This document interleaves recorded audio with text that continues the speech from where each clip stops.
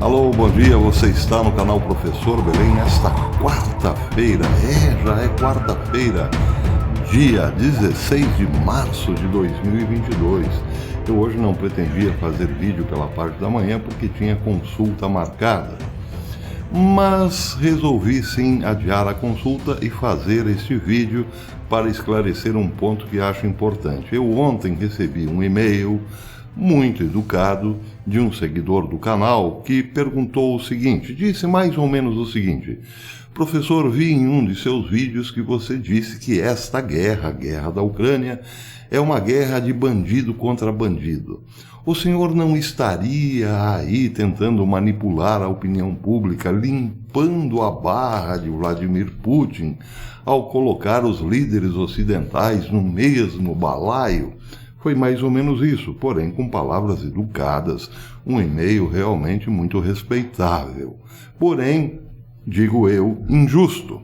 Digo injusta porque tenho acompanhado uma máquina de destruição de liberdade desde os primeiros dias de Donald Trump no poder, sem falar depois do que aconteceu com Bolsonaro, assim que assumiu a presidência aqui no Brasil. Bem, voltando um pouco no tempo para esclarecer este fato. Desde que Trump assumiu, começou uma investigação por parte de Robert Mueller, investigador do estado de Nova York, atrás de uma possível ligação entre Donald Trump e Vladimir Putin. A acusação era de que Putin tinha financiado a campanha de Donald Trump e também ajudado a desmoralizar a sua adversária Hillary Clinton. Isso falando a grosso modo. Bem, o procurador Robert Mueller gastou 3 anos e meio e os tubos em dólares do contribuinte norte-americano e não encontrou prova nenhuma. Porém, enquanto Robert Mueller investigava os possíveis delitos e crimes de Donald Trump, quem os cometia de fato era a família Clinton. Vejam, por exemplo, o que havia de investigação entre a pesquisa de Robert Mueller, que buscava incriminar Trump, e o que de fato acontecia no pântano.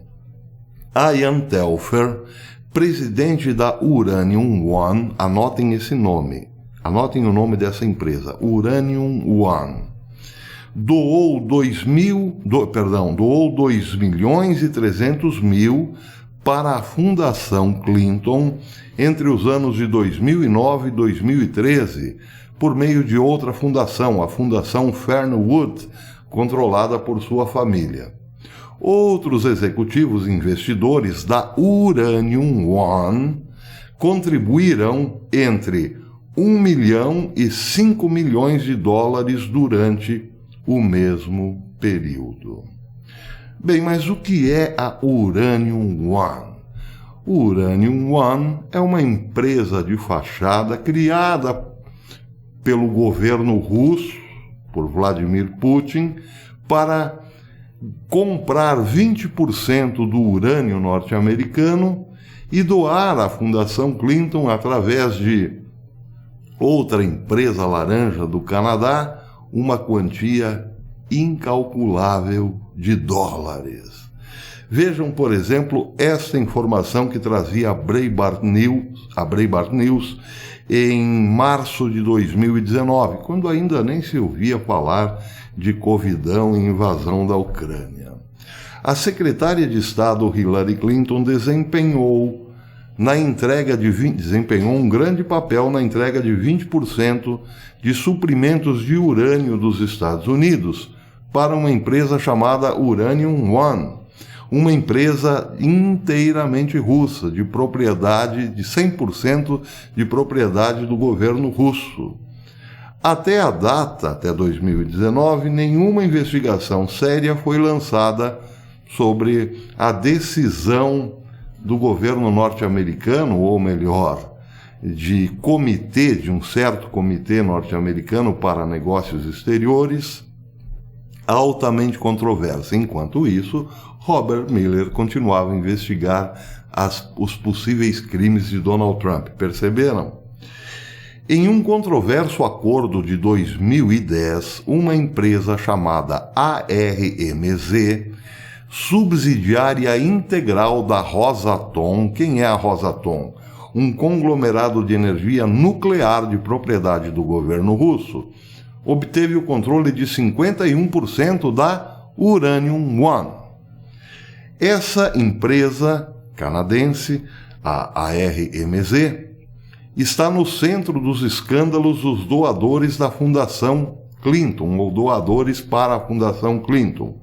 O acordo parece ter sido aprovado pelo Comitê de Investimentos Estrangeiros dos Estados Unidos, um comitê formado por interagências do governo federal, isso 52 dias depois que os acionistas da Uranium One assinaram a aquisição. Isso quem havia informado era o Breitbart News em maio de 2015. Então, a Uranium One, uma empresa criada, na verdade, pelo governo russo, ou comprada pelo governo russo, fez um negócio de aquisição de 20% do urânio norte-americano, usado na fabricação de armas nucleares. Porém, uma outra empresa canadense, subsidiária da Uranium One, mandava dinheiro para a família Clinton do Canadá. Perceberam? Uma empresa laranja mandando dinheiro, uma empresa chamada ARMZ, mandando o dinheiro de Putin para a família Clinton por ter conseguido aprovar a venda de 20% do urânio norte-americano para Putin, para a Rússia, é mesmo. Bem, aí se pergunta, mas como foi então que a Rússia comprou 20%? Como os Estados Unidos deixaram que a Rússia comprasse 20% do seu urânio? É aí que mora o X da questão. Foi por conta de uma lei aprovada em 1975 pelo presidente Gerald Ford, que permitia ou que dava liberdade ao Congresso norte-americano a aprovar investimentos estrangeiros em relação ao que era considerado segurança nacional dos Estados Unidos. Diz a Breitbart que, conforme alterado por uma ordem executiva presidencial já de 2008, este conselho, este documento autorizando investimentos estrangeiros em áreas de segurança, exigia que todas as aquisições estrangeiras de ativos americanos, consideradas centrais para a segurança nacional americana, requeriam a revisão e aprovação de um troço chamado Comitê de Investimento Estrangeiro nos Estados Unidos. Então, para aprovar investimento estrangeiro em áreas de segurança americana, como, por exemplo, urânio enriquecido, era preciso compor o tal comitê por pessoas fiéis, leais aos Estados Unidos. Não, a grupo de interesses. Foi aí que a família Clinton colocou ou assentou as suas bases. Ela recheou o tal comitê com seus aliados para aprovar a venda de 20% do urânio norte-americano para a Rússia. Dizia o próprio documento do comitê: o conselho do comitê é composto por 7 membros do gabinete, será composto por 7 membros do gabinete, incluindo o secretário de Estado e o secretário de Tesouro, e mais 2 executivos federais de alto escalão. Os membros do gabinete normalmente designam representantes para servir no comitê. Bem, daí a Breitbart News apurou que o comitê era todo composto, como disse, pelos amigos da família Clinton. Bem, mas aí você pode dizer, pois é, mas a Breitbart News é um site conservador, não é mesmo? É verdade.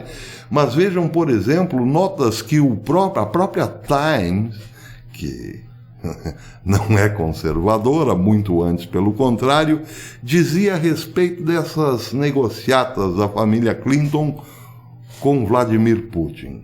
Por exemplo, uma nota da Times. A venda deu aos russos o controle de 1/5 de toda a capacidade de produção de urânio nos Estados Unidos. Outra nota. A história não contada por trás dessa história envolve não apenas o presidente russo, mas também um ex-presidente americano, Bill, e sua esposa Hillary, que gostaria de ser a próxima, que quer ser a próxima presidente dos Estados Unidos. Outra nota. No centro da história estão vários homens líderes da indústria de mineração canadense que foram grandes doadores para os empreendimentos de caridade, do ex-presidente Bill Clinton e sua família. Os membros desse grupo construíram, financiaram e eventualmente venderam aos russos uma empresa que se tornaria conhecida como Uranium One. Outra nota. Anotem esse nome, é bom para os checadores que perguntam, mas cadê as fontes? Anotem esse nome e investiguem. Frank Giustra. Frank, F-R-A-N-K, Giustra, G-I-U-S-T-R-A. Quem era? Quem é? Um financiador de mineração. Ele doou 31.300.000 dólares para a fundação dirigida pelo ex-presidente Bill Clinton. Teve que ser aprovado por um comitê, a história que eu contei no começo, por um comitê composto por representantes de várias agências governamentais dos Estados Unidos. Isso tudo é a Times quem disse. Entre as agências que eventualmente aprovaram estava o Departamento de Estado, então chefiado pela esposa de Bill, Hillary Clinton. Outra nota. À medida que os russos gradualmente assumiram o controle da Uranium One em 3 transações separadas entre 2009 e 2013, o mesmo que dizia a Breitbart News, mostram os registros canadenses, um fluxo de dinheiro que chegou à Fundação Clinton.